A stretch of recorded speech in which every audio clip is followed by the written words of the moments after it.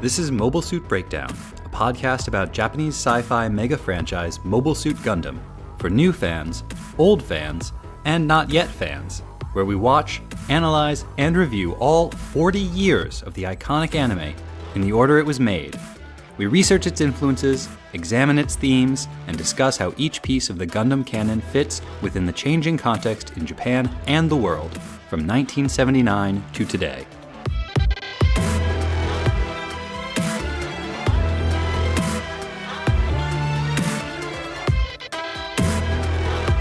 This is episode 1.31, Goodbye Forever, and we're your hosts. I'm Tom, lifelong Gundam fan, and I would like to remind you all that if you're thinking about getting the podcast a gift, this episode shows a very appropriate Gundam-themed gift is a suitcase full of gold. And I'm Nina, Gundam noob, but only until we finish this series.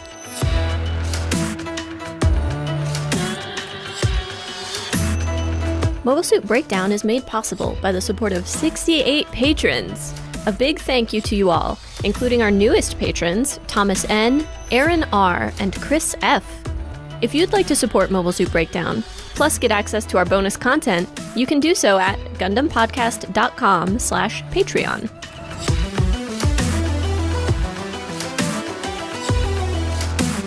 The results are in, and unfortunately we did not win any of the prizes for the My Roadcast contest, but thank you to everyone who voted, who shared, who liked all those posts. We really appreciate it. Your enthusiasm was really, really touching. Thank you so much. This means, however, that we are doing a huge Patreon push in an effort to get to $1,000 a month, which will enable us to afford some very important upgrades to our equipment. We're looking at new mic stands, additional mics, a new audio interface, among other things, all of which will help us make content faster and better and have more guests on the show. Tell your friends. Tell your enemies. Shout it from the rooftops.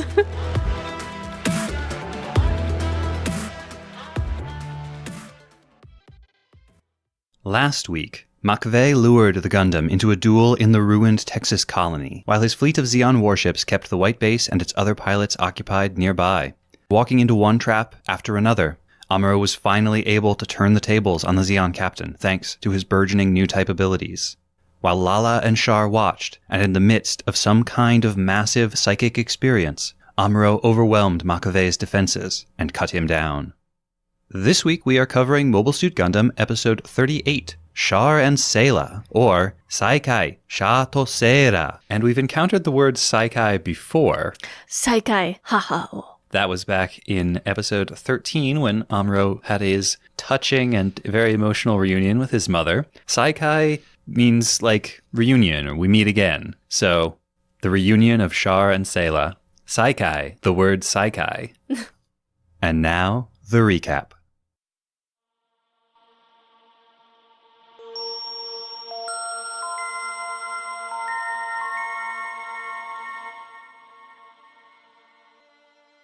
We begin, moments after the last episode ended, the Gyan's explosion breaching the colony, Char's Gelgoog shielding Lala from the blast, Amuro on the Texas colony having just defeated McVeigh, and the White Base and McVeigh's fleet at a standstill, hiding in the debris field and waiting for the other side to make the first move.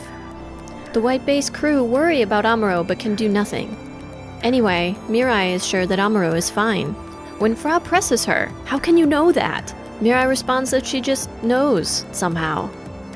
The air is rapidly escaping from Texas colony, causing blinding dust storms. Char sends Lala back to the Zanzibar. He will cover her escape. Amuro sees and feels Lala in the distance, but his focus on her allows Char to sneak up on him. With a spark in his eyes, he dodges just in time.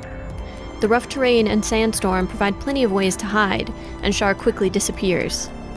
Suspicious that the Gundam's pilot might be a Newtype, Char fires from hiding, moves, fires again, but the Gundam dodges nearly every shot. Finally, Amuro finds Char's hiding place and is able to sneak up on the Gelgoog. Amuro's abilities have improved beyond the Gundam's capacity. He begs it to respond faster. Char makes a mistake and Amuro lands a solid hit on the Gelgoog, but Char retreats and the Gundam's power is too low for pursuit. Commandant Joaquin's ship arrives in the zone around Texas, looking for the White Base, but finds a Zeon warship instead. The first exchange draws McVeigh's squadron out of hiding, and the White Base pounces. The G-Fighter's guns and the White Base's missiles make quick work of the Zeon ships. While Joaquin's battleship waits outside, the White Base enters Texas to retrieve Amuro. Unable to radio him, they send out buggies to search for the Gundam. However, as she searches, Sayla finds not Amuro, but Char. He seems angry that she is still in the military after he told her to quit during their last encounter. She confronts him about his own actions. She doesn't understand how he could join Zeon, even to get revenge on the Zabi family. Char insists that he has other, less petty goals. We learn that their father, Zeon Daekun, created the Principality of Zeon in the belief that humanity was destined to be reborn as Newtypes, but that he was assassinated by Degwin Zabi, and soon after his allies died, one by one. Jimbaral, still loyal to their father, took Casval and Artesia to be raised on Earth, under assumed names for their own safety. Char may have originally joined Zeon with dreams of vengeance, but he has grown up and his goals have changed. Even if the Federation wins the war, it won't bring lasting peace because now, new types have appeared. Sayla begs Char to explain himself, to tell her what he's planning, but he only tells her that she must leave the White Base and return to Earth. I am no longer the brother you once knew. Do you know why I wear this mask? He asks her. It is because I have discarded my past. War doesn't suit you. Leave the White Base. With that, Char leaves her, disappearing into the storm as Sayla calls his name. Bright has heard the whole conversation through Sayla's open comm channel. Sayla finally finds Amuro, the Gundam is retrieved, the White Base takes off in pursuit of Char's Zanzibar, even as Joaquin goes to block its escape. On their way, the White Base encounters a small, signal-emitting object. Suspecting it might be a bomb, they stop to inspect it, but it is only a metal case with a note on the outside addressing it to Sayla. By the time the White Base reach Joaquin's ship, it is too late. The ship is completely destroyed and Char's Zanzibar is gone. The whole crew are in shock and Bright, weeping, salutes the ruined ship. Later, Bright confronts Sayla about the case. While he would be within his rights to inspect it, he would rather she tell him what it is and who sent it. It is a case full of gold, sent by Char so that Sayla can return to Earth and live out her life there. Alone in her quarters, Sayla weeps, thinking of the brother who is now truly lost to her.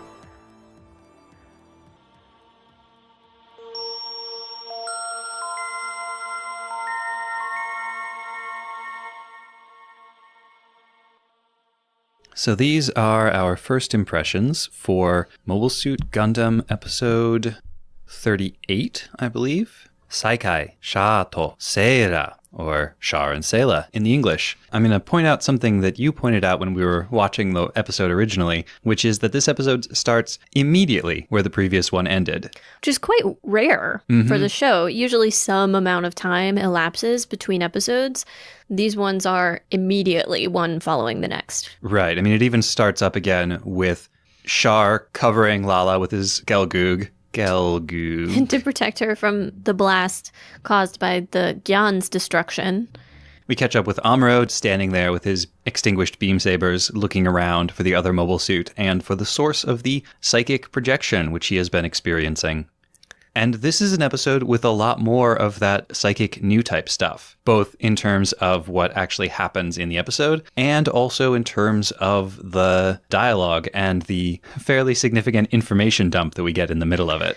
The amount of information that comes out of this episode makes me wonder whether it was always intended to be this way, or since we know that they thought they were going to have more time to tell this story than they actually wound up being given, they were forced to speed things up and compress a lot of that information into fewer episodes than they had originally intended. Yeah, I think that's probably what happened. I know from the original draft of how these episodes were supposed to go, that there was going to be a lot of focus on new types and new type stuff. A lot of focus on the element that we'll talk about later, which is how Char and Sayla's family history intersects with the whole new type philosophy. One pretty discrete part of the discussion of S-Prism in this episode, so I want to start with it because it doesn't really bleed into the other conversations. Mirai. Yeah. Our suspicions confirmed. Yes. We have talked about how she seems to have a bit of a sense about particularly people who are near death. She had it with Lieutenant Matilda, she had it with Slegger, and then here she has the reverse. The white base is not pinned down, but can't really move because they can't give away their position. And everybody's a little worried about Amuro because it means they can't go support him inside the colony. But Mirai is like, oh, he's fine. And when Fra asks her, well, how do you know? She doesn't say, oh, because Amuro's so great, of course he's fine. Or, she says something like, oh, it's just a feeling, I guess. I can't explain it, or something like that. Right.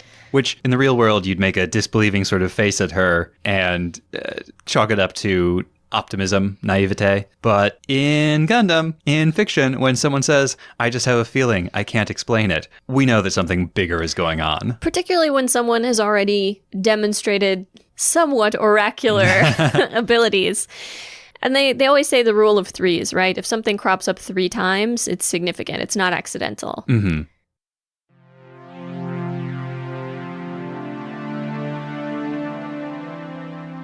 We get very little Esperism from Lala in this episode. We just get very little Lala in this episode. She's mostly, fleeing the colony and getting back on the Zanzibar. And a little bit as kind of she pops up a little bit because her relationship to Char is significant. Mm-hmm. But other than that, not her episode. So I will say this about Lala in this episode. That scene at the end where Char has just come back from the colony and Lala can tell something is off with Char. And so she says, what happened in there? And Char says very Delphically, even my life has its share of tragedies. I'd rather not talk about it. He actually tells her it's better you don't ask about it. It's more of a command, right? It's more of him pulling rank and being like, you shouldn't ask me about these things. Mm-hmm. As opposed to, I don't want to talk about it, which is about his feelings. But one of the things we've pointed out over and over again throughout this show is how Gundam likes to use parallelism with its characters in order to make various points about them. And this scene very closely parallels when Fra asked Amuro what happened to him inside 6. Because just like now, he had come back from doing something in this colony, and she could tell that something had happened. He was different somehow. And like Char, Amuro didn't talk about it with Fra. Although the emotional character of that scene is very different. For Amuro, it's like, I want to be open with you about this, but I don't know how. And I hope that there will come a time in the future when I can be. But Char is completely closed off. Even with Lala, who we've had the sense recently that he maybe has a closer connection to Lala than he has with any of his other soldiers. He's gone out of his way to protect her. But then in this episode, we find out why, because at the very beginning, right after he's saved her from the nuclear blast, she says, thank you. And he says, oh, don't mention it. You're an exceptional soldier. I would hate to lose you. I actually think there is more of a parallel. Obviously, this conversation does parallel the one you mentioned. But what Char and Lala's interactions make me think of is Char and Sayla.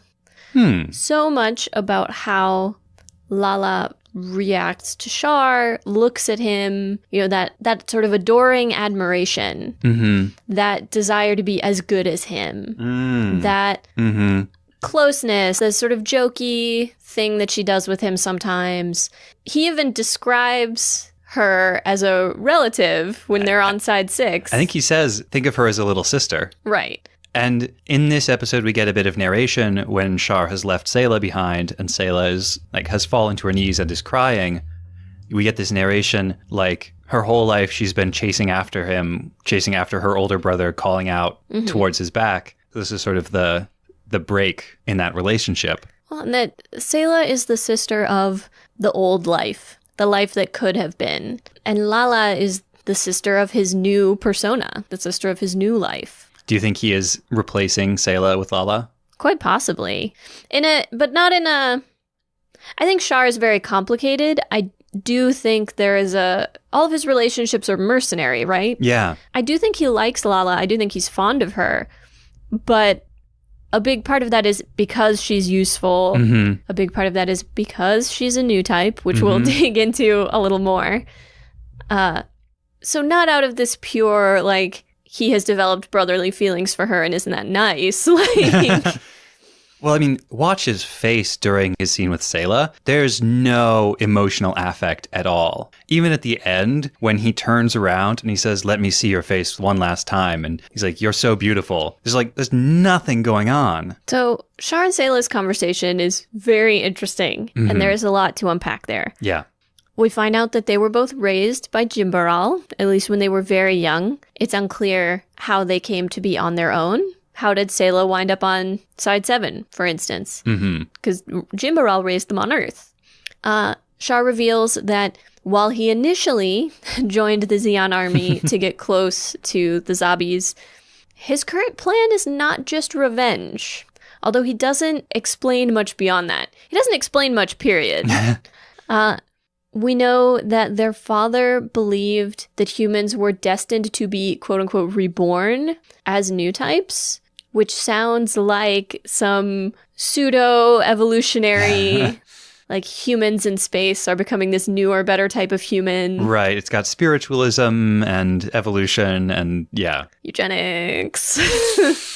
Yeah, there's a really interesting vibe between these two blonde-haired, blue-eyed space future people. Talking about the future of the human race. Yeah.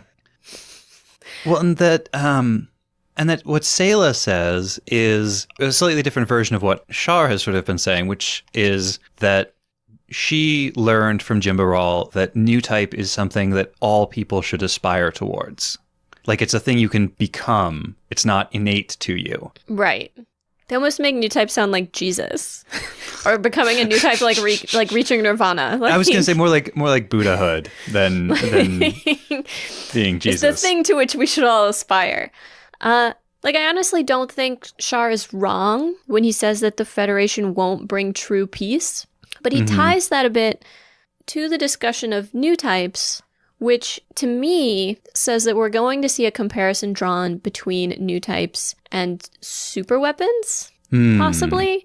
Like the sense of when people saw the atomic bomb, did they think, oh, we are never going to have peace ever again? I mean, a lot of people saw that and said, oh, we're never going to have war ever again. How can there be war when the weapons are so unimaginably destructive?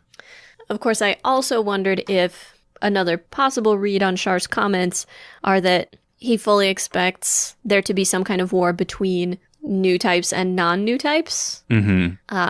In the same way that tons of fiction have talked about, like, if we had mutants, like, look at X-Men, do they become a new oppressed minority? Do they take power and become the oppressors? Is there a way to avoid either path?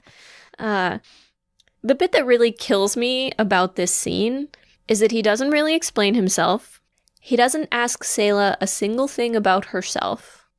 And he basically just commands her, like, return to Earth, try to live a normal life, and expects her to do it. Expects her to do what he tells her to. He's shocked. He's like, I told you to quit the army. And she didn't quit the army.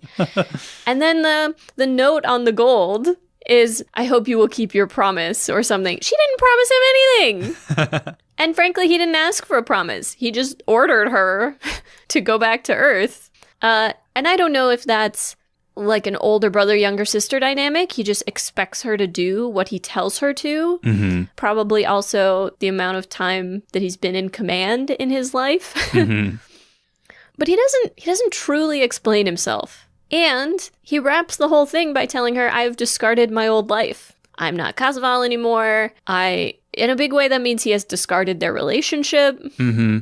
But also, I'm telling you to do this thing and you'd better do it. Also, I have a new sister now and she does everything I tell her. And she's a new type. So destructive.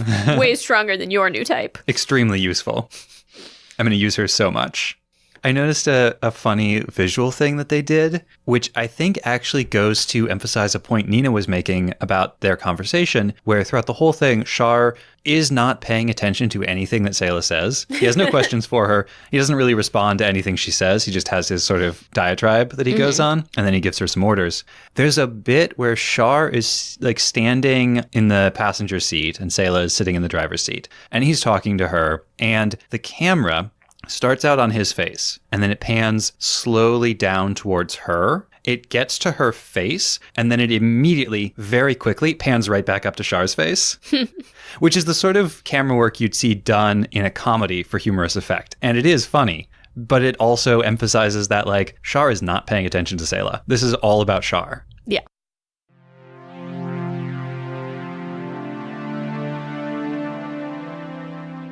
We know Zeon has a whole institute devoted to studying Newtypes.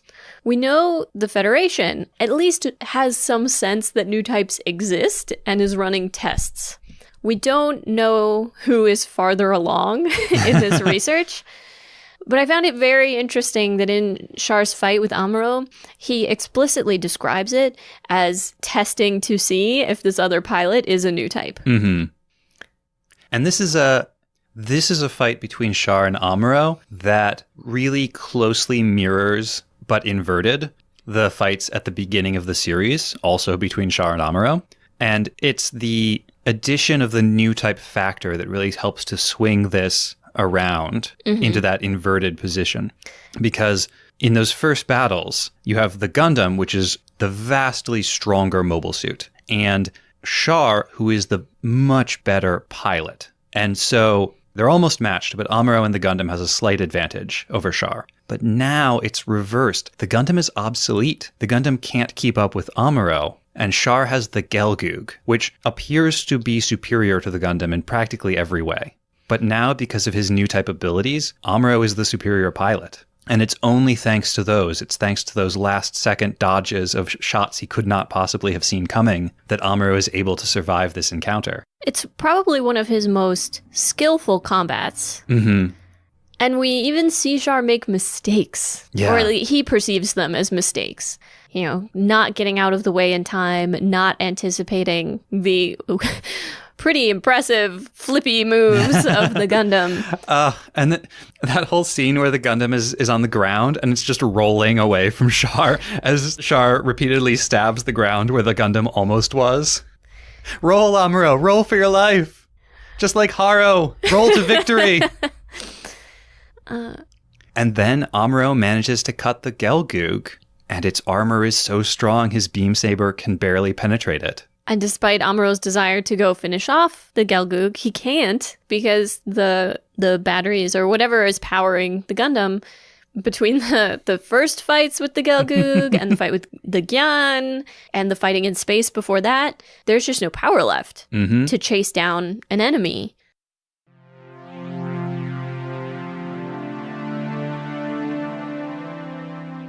You mentioned something interesting right after we had watched the episode, which was about how the environment in the colony during the battle reflects the emotions of the story. And I actually don't think it's just in the colony. I think it's the environment of the whole episode. I wish I could remember where precisely I read this, but when I was researching Japanese directors for Eastern Westerns last week, one director was quoted as having said that the best environmental ways to create emotion in a scene are wind, rain, and snow. And that for very emotional scenes, he tried to always use at least one, if not two, of those things. And the whole episode is windy, right? Yeah. It's not quite snow or rain, but there's enough wind that the screen is full of dirt and dust and rocks. We find out at the beginning, while we did see dust storms before, Char mentions in a throwaway line that the explosion of the Gyan blasted a hole in the colony. Air is escaping. And we see people mostly keep their helmets on for that very reason. And that explains the extremity of the storm, if you wanted a scientific explanation. And then the reason that I say I think the environment of the whole episode also matters is we have, enemies and allies all in this debris field with heavy Minovsky particle density. Nobody can see anything. Communication is bad. Visuals are bad.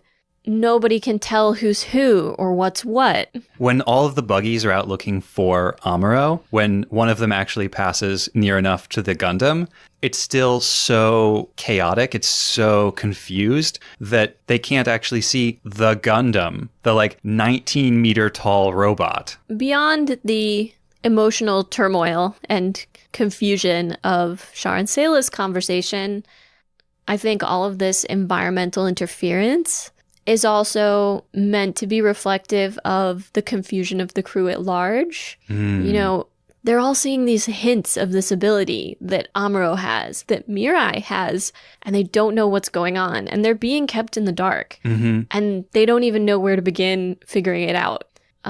They can't tell which ships are ally and enemy. And there's a degree to which, through the whole series, we felt like the Federation are not really the White Base's allies. Even the people experiencing the Esperism themselves, like Amuro doesn't understand what he's seeing or feeling. He seems to be coping pretty well with it. He does not seem to be analyzing it too closely at this juncture, or if he is, we're not hearing about it, and it's not making him feel bad. But they're just so in the dark. They're so at sea. And there's a strong feeling of isolation in this episode. The White Base can't communicate with Amuro, right? And then they can't communicate with Watkin. And Char and Sayla are in this. So I'm wondering about this significance. Char and Sayla are just outside of a ranch house. And it's the only building we've seen inside Texas Colony. And we get a brief flashback of them outside a beautiful little house on Earth. Oh, yeah, and yeah. I think there's really something there. Parallel to that house, but everything is a desert. Everything is abandoned. Everything is dead. Because of the war. So yeah, I think this is this is an episode where the environment is creating a sense of confusion and isolation that reflects what our main characters are going through. And that isolation for the White Base is briefly broken when Watkin shows up and they have this moment of working together, coordinating even though they can't communicate in order to take down the Zeon fleet. And they actually have a nice moment together with Watkin communicating with Bright, even though there's so much static over the line. And then, but at the end of the episode, that isolation is reinforced because Watkin, who over the last couple of episodes has developed as maybe the one Federation officer who was willing to stick his neck out for the White Base. Which is weird, but we'll get into that in a minute. And so Watkin, at the end of the episode, is killed. His whole ship is destroyed. And the White Base is left alone and isolated once again. I just realized, so there's a moment when Bright says, oh, everyone is so exhausted. But the only person we see signs of that in are Fra, who is the comms officer. Oh, yeah. Yeah. So speaking of communication problems throughout the episode. Well, and poor Fra falling asleep at her station. And as a result of that, we have all of these messages that aren't coming through. Or aren't responded to right away.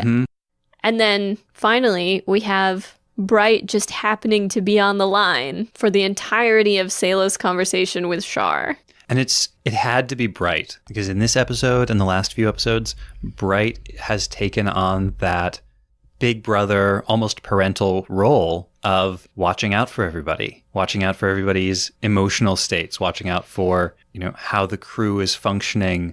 He's the one who notices that Mirai is troubled in the episode that shall not be named. He's the one that notices that Fra is troubled. He now knows about Sayla's issues. And he's so gentle with Fra. It's not, Fra, you're exhausted, go get your replacement. It's like he knows her well enough to know that if he says, oh, I bet Hayato is kind of lonely, maybe you should go check on him, that's the gentle way, the kind way. Because he knows Fra is working hard. He doesn't want to embarrass her, but she needs to go rest. Shout out to Chief Vamas, the member of the crew whose only purpose is to take over stations on the bridge when somebody is too tired to keep doing their job. And he doesn't immediately out Sayla. Even to Mirai, who is his confidant as much as he has one, he holds off. He keeps it close to the vest. And at the end, he doesn't demand to know what's going on. He says, I would like you to tell me. I was a little surprised initially, before I thought about it more deeply, by Bright's reaction to Joaquin's death. Yeah. Because if we trace their whole relationship, Joaquin was the one threatening them all with court-martial and possibly execution. back on Luna 2. Which was a shock for Bright at the time, but since that's basically the treatment he got from the Federation from then on, he must have gotten used to it. He looked back nostalgically on those early days. See, I'm not sure that that's what it is either. I think the next time we see them together... Well, so first, on Luna 2, isn't Joaquin the one who... They have to destroy part of their base or something so that the white base can get out? They have to destroy Watkins' own ship. And I believe he's the one who makes that call. He is. So when the chips were down, he did the right thing. He was willing to make a sacrifice. We then see him before the assault on Solomon, where he's giving the white base bad news. Like, being in the Vanguard is not it's not news anybody wants. Right. But he's leading it. He will also be there. He's willing to take the risk. And then we see him here. They're still on that mopping up mission, so to speak. And it seems like he has come out here looking for the white base, looking to support them. And poor Bright, I feel like all his mentors are dead. I think that's the reaction that we're seeing. I think that's the sadness. Part of it is the feeling that they could have saved him, but they were too late. But I do think part of it is the sense that everyone who was supposed to show him how to do this, everyone who was supposed to lead him, everyone who was supposed to be looking out for him in the way he looks out for everyone on his own ship is gone. Yeah. I thought that scene was really elegantly done. The fight between the Zanzibar and the Magellan, and the way it cuts right before the final blow lands. And then we don't see the outcome until the white base emerges from the colony and all that's left are the scraps. Well, and we don't even see that until everyone has reacted to the sight. We see everyone's faces first. We see Mirai put a hand up over her eyes. We see Amuro and Fra looking shocked as they stand on the bridge gazing out. We see Bright's shock. We see... I mean, Kai's anger, right? Kai is the one who yells, like, "That's Char!" And it's not until we've seen that and we know that it must be bad that the camera shows us the remains of Joaquin's ship. Yeah. Do you remember way back to episode 4, Joaquin got, I think, the last line of the episode, and it was the line of Captain Paolo's funeral, which is... It seems like this war keeps taking from us those who have the most to teach us.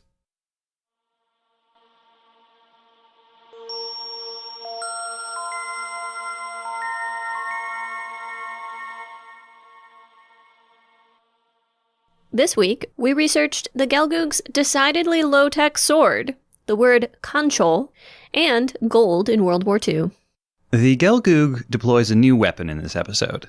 Its close-range weapon has a long haft and a pretty long curved blade. In fact, the two, the haft and the blade, seem to be about equally long. It's not quite a sword, and it's not quite a polearm. In official Gundam terminology, this is going to be called a naginata, but it super isn't. In history, the naginata is a Japanese pole weapon with a heavy curved blade of between 1 and 2 feet in length. It has a shaft around 4 times the length of the blade. The blade is quite a bit like the one used on Japanese swords of the same period and was forged according to the same method, but unlike the sword, most naginata get a little thicker towards the end of the blade. Like the Japanese sword, the naginata developed a cultural significance that outlived its battlefield relevance. Changes in tactics, social structures, and the introduction of gunpowder made the naginata basically irrelevant during the 16th century, but by then it had already become established as the iconic and traditional weapon of 2 very important groups in Japanese medieval society: warrior monks and warrior women. Woo! Yeah. Women of the warrior class were expected to stay home when their husbands and sons and brothers and whatnot went off to war, but not all of them did. And those who did stay home were expected to defend the home in the event of an attack by bandits or enemies. And so women of the samurai class were trained to use the naginata. Because of its length, the polearm equalizes a lot of the strength disadvantages that a woman has. Effective use of a naginata allows a trained woman to compete pretty effectively, even with a physically much stronger opponent.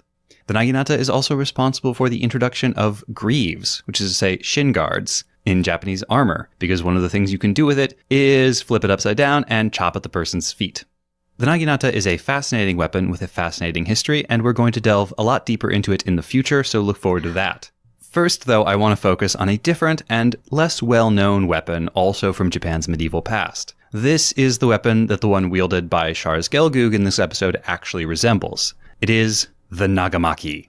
The name means long wrapping, because the business end is a sword blade, an especially long one, of greater than 2 shaku, which is roughly 2 feet, while the hilt or haft is roughly equal in length to the blade. That makes it about 3 times longer than the hilt on a regular sword. So the nagamaki is somewhere in between a sword and a polearm. Like the naginata, it was favored by warrior monks and remained associated with them despite its decline as a battlefield weapon. In some martial arts traditions, the story goes that the warrior monks were taught how to use both the naginata and the nagamaki by Tengu, a kind of winged warrior demon common in Japanese folklore. I should mention here, however, that the length of the nagamaki blade and haft varied quite a bit, especially over time, leading to a fair amount of debate today about whether the nagamaki evolved as a specialized kind of sword or as a weird sort of polearm. Partly this is because very, very few nagamaki have survived into the present day. They were pretty rare in the first place because they're especially difficult to forge. You basically have to make a sword that is twice as large as a sword. And then they became far more rare after the unification of the country and the end of large-scale warfare, because many of the existing nagamaki at the time were cut down into regular-length swords called nagamaki naoshi. a repaired nagamaki? They also did this to some naginata, too. This is also partly because the nagamaki occupied a space between those two other types of weapons, and they weren't standardized, so there were always going to be some examples falling closer to one or the other end of the range. We don't have a lot of great evidence for the period when the nagamaki and naginata were both first introduced.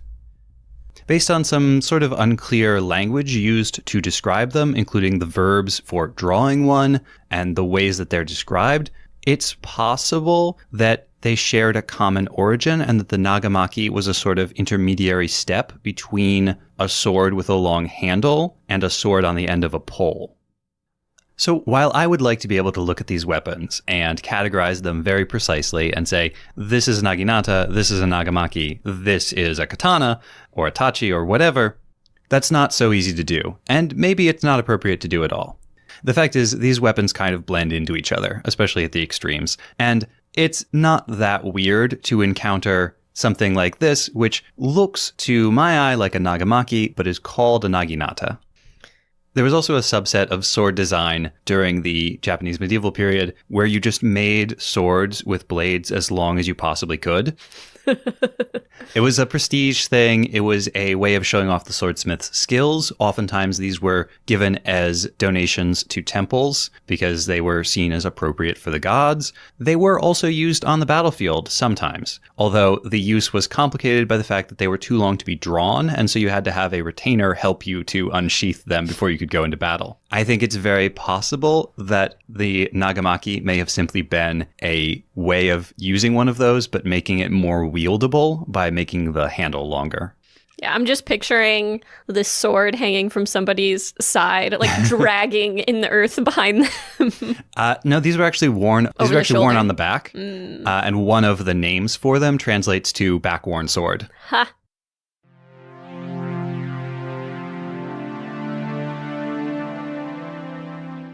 So in this episode, we see McVeigh's second under a different commander. He does not take control of McVeigh's ship himself. We see him addressed as Chui. Chui is lieutenant junior grade, higher than an ensign, lower than a lieutenant. If Uragang had managed to take down the White Base, he would have gotten a 2-rank promotion to lieutenant commander, Shosa. It's useful, I think, to track exactly how the command on this ship works over the course of the 3 episodes where it's relevant. So starting in the last of the Solomon arc, McVeigh is traveling with his relief fleet to try to save Solomon. They don't manage to make it in time. He says, I'll take Shive, which is like a battle cruiser, and a couple of Musai, and I'll do something in the wreckage. I'll look for survivors or something like that. Then in the next episode, we see him on the Shive with his 2 Musai cruisers. He's giving the commands. He has clearly taken command of this little squadron. And after McVeigh leaves to go launch his ambush in the Gyan, in that episode, Uragang is giving the orders.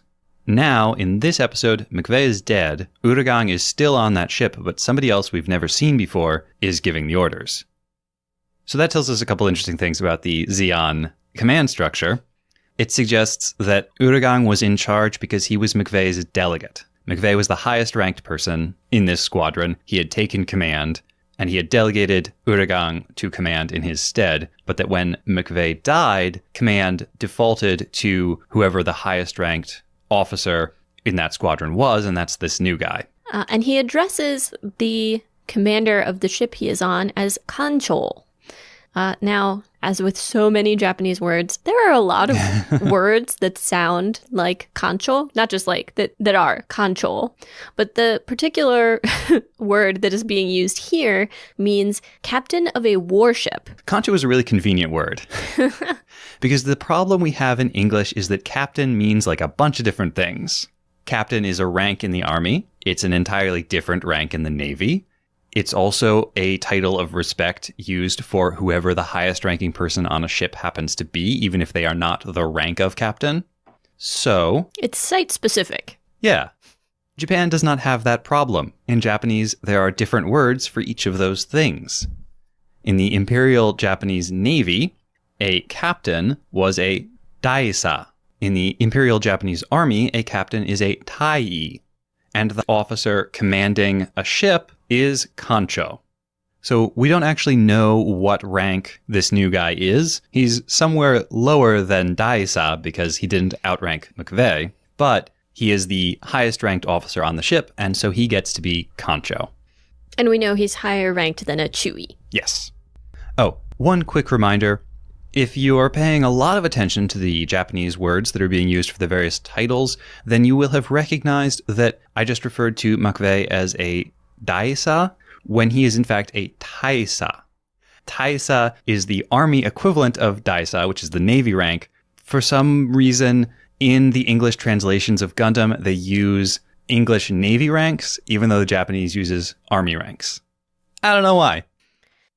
I think there's an argument to be made that when we think about space ships, we think about effectively a space navy. Mm-hmm. And so we want to use Navy ranks. I think that makes sense. It is a departure from the Japanese of the original. Now I'm really curious what they're going to do in future series, because I do think there is a tendency to think of space battles as being like naval battles. They're even depicted like naval battles in this show. Mm-hmm. And so it's kind of an odd choice to use army ranks instead. It is. I couldn't tell you why. I don't expect you to. We're just talking about interesting, confusing aspects of the show. I thought that was my role here. I thought my role was to answer all the Gundam questions. No. Off the top of my head. Nope. With perfect accuracy. Nope.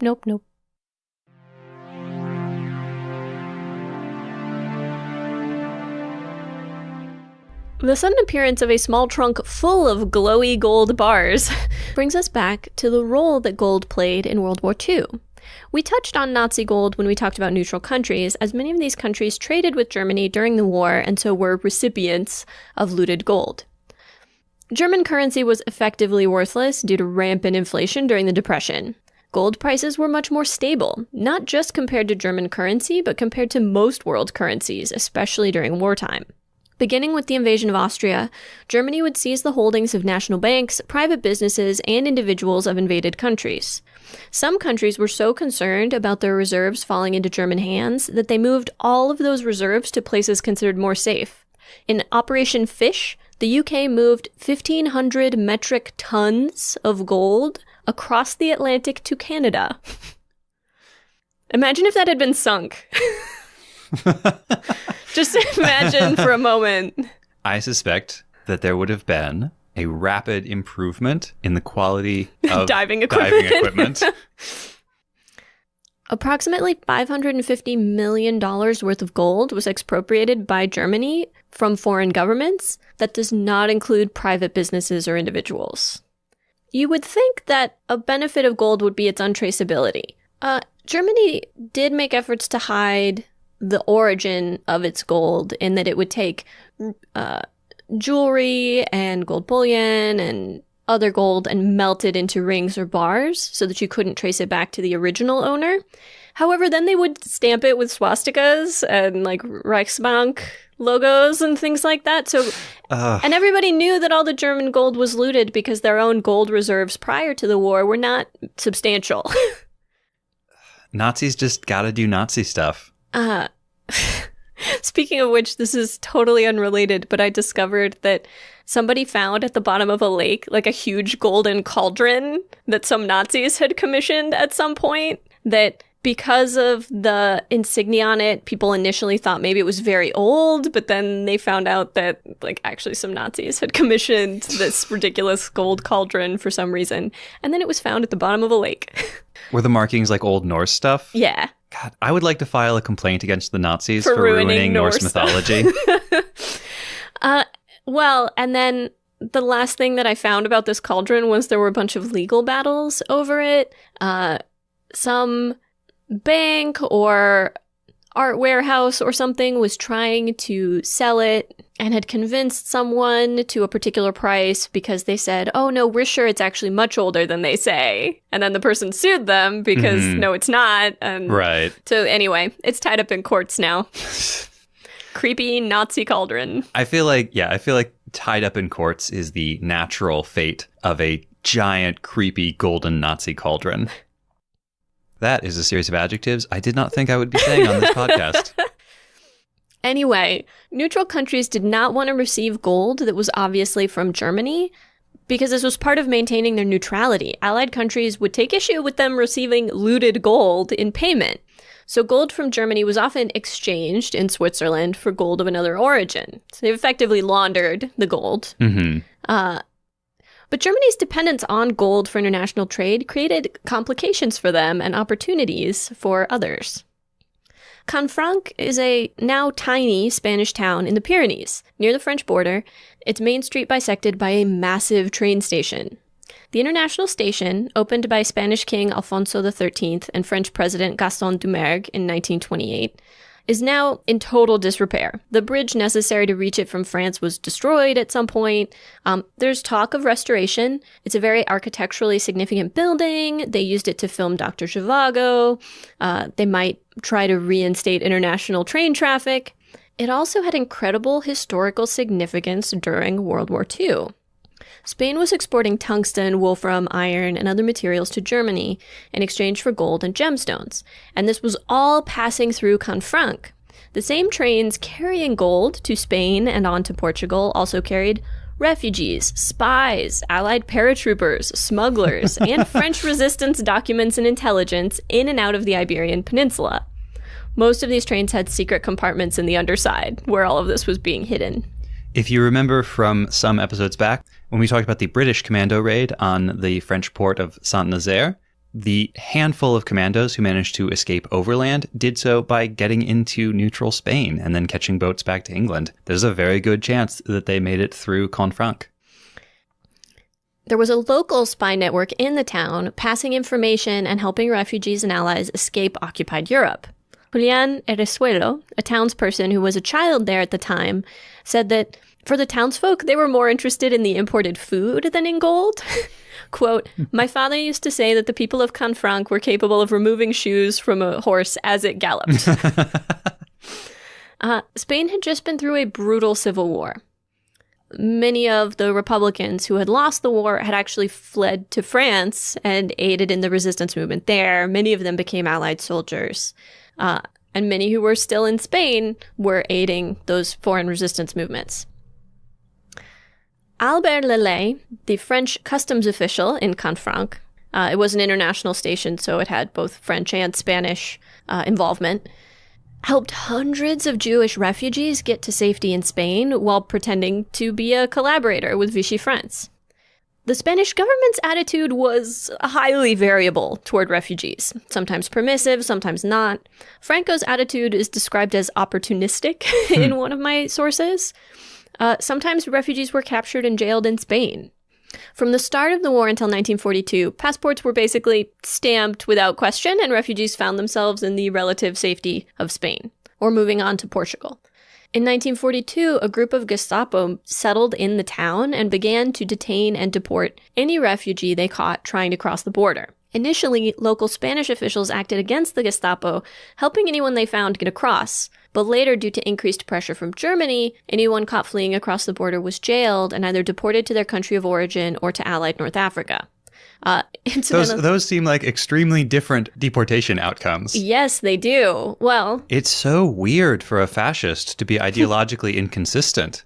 That's so not a thing that they do. A fascist who is also trying very hard to stay neutral, and so probably jailed or freed people based on who they needed to appease at any given moment. Among those jailed were Marcel Proust, who was held at the prison at Jaca, trying to get to Africa to join the Allies. Among those who escaped through Canfranc were artists Max Ernst and Marc Chagall, Sigmund Freud, and singer and dancer Josephine Baker, whose husband was a French Jew, and she escaped with some fanfare. As a way of assuring that she wasn't hassled, she made sure all the international press knew that she was going to be there, so that if they hassled her at all, it would be in every single international paper. Mm-hmm. Canfranc was an essential link in the chain of information, stretching from the French resistance to Britain and the United States. Lelay not only passed information and secrets each way, but also spies themselves, and even materials and machinery, including the very first transmitter that enabled the French underground in Paris to communicate directly with London. After about a year of the Gestapo breathing down his neck, the spy ring was mostly dismantled, and Lelay and his wife had to flee. His story actually only recently came to light. Someone found papers in the now abandoned station that mentioned the illegal gold trade. And as journalists began to investigate, Lelay's name kept coming up. And they also found some of his old journals. A lot of refugees made donations to him, which he used to help local schools and aid societies for refugees. A grandson of his was willing to talk to them. Previously, Lelay had insisted that his family not talk about what he had done during the war. He didn't want to talk about it, and he didn't want them talking about it. So even though he played this really integral role, it wasn't until recently that we started hearing more about him. There's a documentary about him called The King of Canfranc. On almost the opposite end of the Iberian Peninsula, Lisbon was similar to Canfranc in that it was full of Nazis, allies, refugees, neutrals, and so on.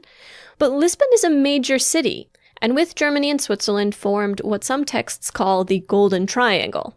Gold captured by Germany was then laundered through Swiss banks and used to pay Portugal for tungsten. Portugal was not willing to provide goods on credit. And currency, in addition to being volatile due to the war, was often full of forgeries. If you think about it, wartime governments have fewer people and funds to spare for monitoring the health of their currency. There's also a form of espionage where you print up massive amounts of counterfeit enemy currency. And watch where the money goes. And you can give it to your own spies to use when they're operating in the foreign country. And you can also make lots of easily detectable counterfeit currency just to decrease the reliability of the enemy's economy. However, as we mentioned before, any gold that was clearly from Germany and hence looted would have, and did, get the Portuguese government in trouble with the Allies. Portugal was also the embarkation point for anyone trying to get to the Americas or Palestine, which was a lot of people in Europe at that time. Many soldiers from France, Poland, the Netherlands, and Belgium tried to get to Spain or Portugal so that from there they could get to northern Africa and join the Allied forces there. And Estoril on the Portuguese Riviera was full of aristocrats in exile, including the Duke of Windsor, formerly King Edward VIII, and the Spanish royal family. Estimates of the number of refugees who entered Portugal vary wildly, from 100,000 to 1 million people. But even the low end represents a significant number. Portugal's population was only 6 million people at the time.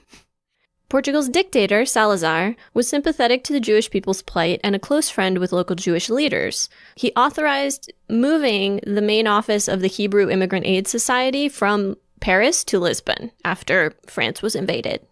Portuguese consulates all over Europe issued visas for refugees, often in direct contravention of local instructions, and in some cases directly supported by Salazar. Prior to the U.S. entering the war, the public position in the United States was highly sympathetic of Portugal's neutrality and supportive of Portugal's dictator. I will link to a fascinating article from Life magazine 1940. It's really interesting to read. I mean, Life magazine was not exactly like edgy, right?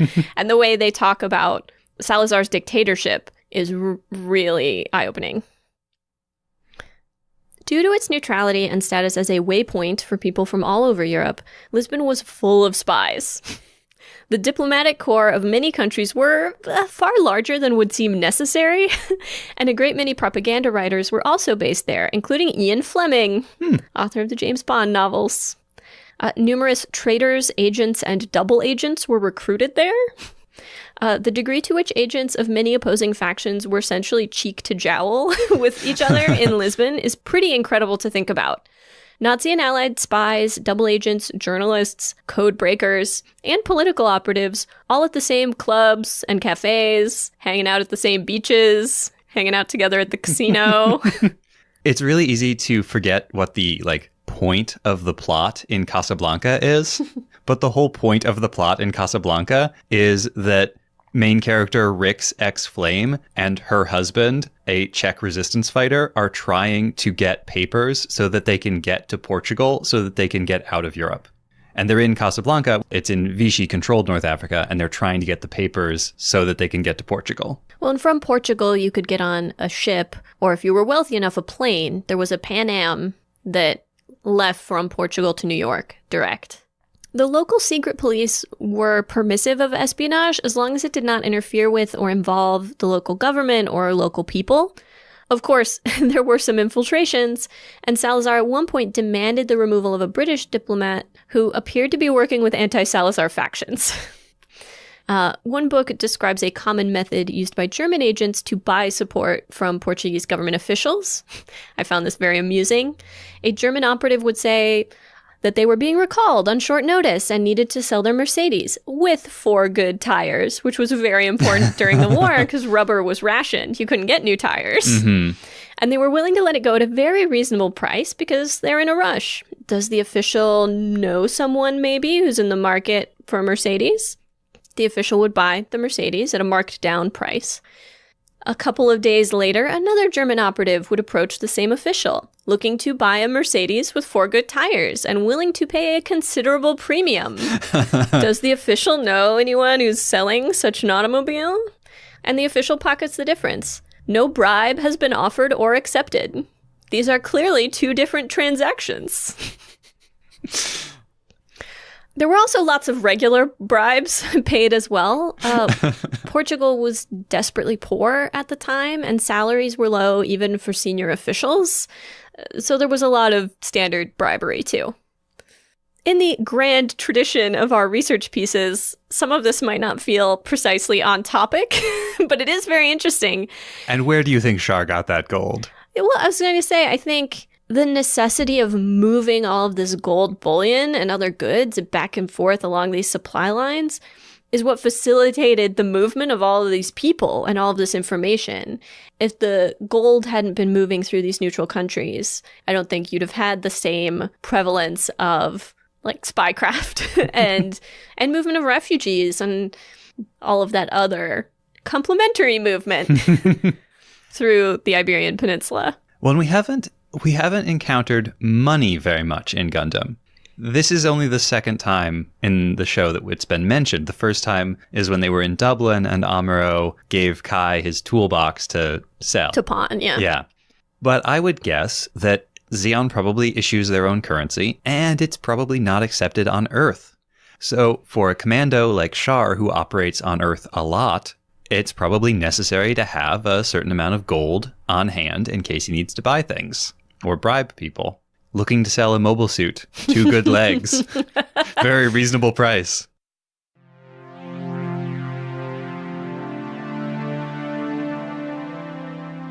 We say goodbye to Commandant Watkin with a passage from the War Diary of the poet Alan Ross, recording some of his experiences during his time aboard an escort destroyer protecting an Arctic convoy of supplies to England.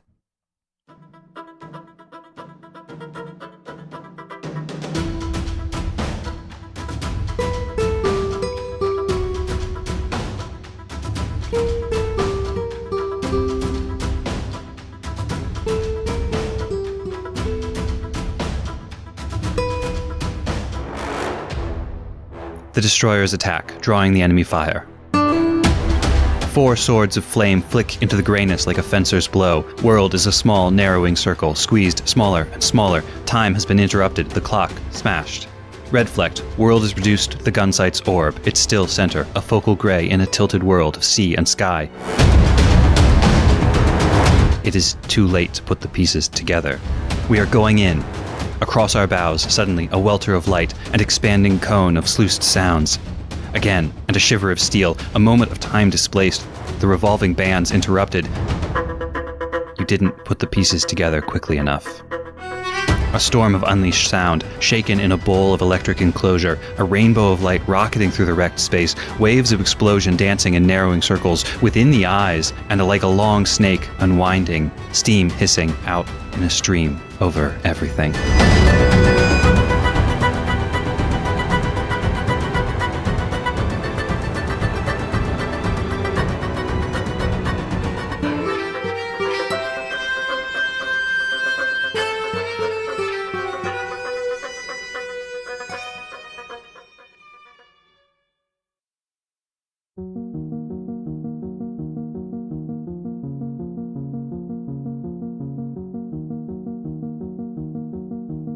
Next time on episode 1.32, The Man from Jupiter.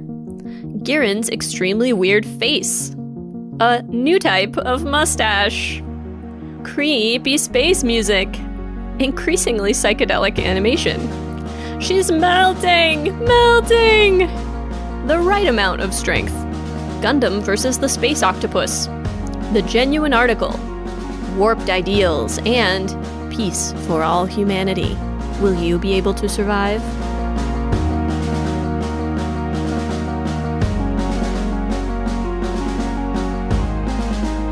Make sure you do all of the podcast things. Subscribe, share, review, and pledge your undying devotion to Mobile Suit Breakdown for free on fine podcast services everywhere and on YouTube. Join us on Patreon for great bonus content, access to the MSB Discord, and to support the podcast. Just go to GundamPodcast.com/Patreon. You can follow us on Twitter at Gundam Podcast, on Instagram at Gundam Podcast, and on Facebook at Facebook.com/Gundam Podcast. And you can check out our website, GundamPodcast.com, for all our episodes, show notes, and more. Plus, you can email your questions, comments, and complaints to GundamPodcast@gmail.com. Or shout your wrong Gundam opinion to us in person by coming to scenic New York City and yelling, "Calling that mobile suit Elmeth was a great translation decision, and we should stick with it forever," on any busy street corner. We'll totally hear you. The music for the memorial was Dancing on the Edge by Kai Engel. The intro song is Wasp by Misha Dioxin. The closing music is Long Way Home by Spinning Ratio. You can find links and more in the show notes. And thank you for listening. When I told Nina what the Elmeth is actually named, she got so angry. I would say I was indignant. I think indignant is a flavor of anger, but I appreciate your precision. So for our listeners, Tom, especially those who are not watching the show along with us, would you say the Elmeth's name in Japanese, please? I will, but I want to leave what it actually is for another episode. Okay. Let's just tease them. Because the name in Japanese is Erumesu.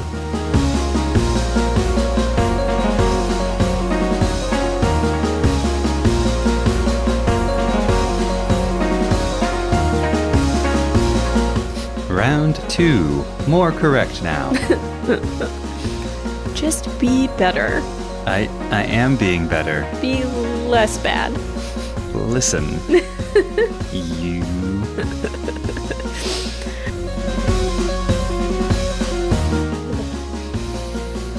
You read that very well. Thank you. I practiced a bunch. Poetry is demanding. Yeah. Well, and when it's written in prose like that, there's a bit more freedom to, like, feel it. Mm-hmm. You know? Yeah. It commands less. Now I'll be able to see and hear everything they taste and smell. I'm Tom, lifelong Gundam fan, and I need a second because I didn't think of one of these. I didn't either. We both forgot. All right. Quick. Speaking of our podcast that we have, which we do here at Mobile Suit Breakdown, 30 minutes of slurping. I thought it was sluiced. I think it's sluiced. Shall we check? Yes. And I would like to remind all of our most loyal viewers that a briefcase full of gold is a very appropriate Gundam-themed gift. Viewers. I'm Tom. I listen to podcasts with my eyes. I take small issue with always use two hands, because if you're doing the two-sword fighting, then true. you have one hand That's on true. each sword. Nitho is a different thing. You.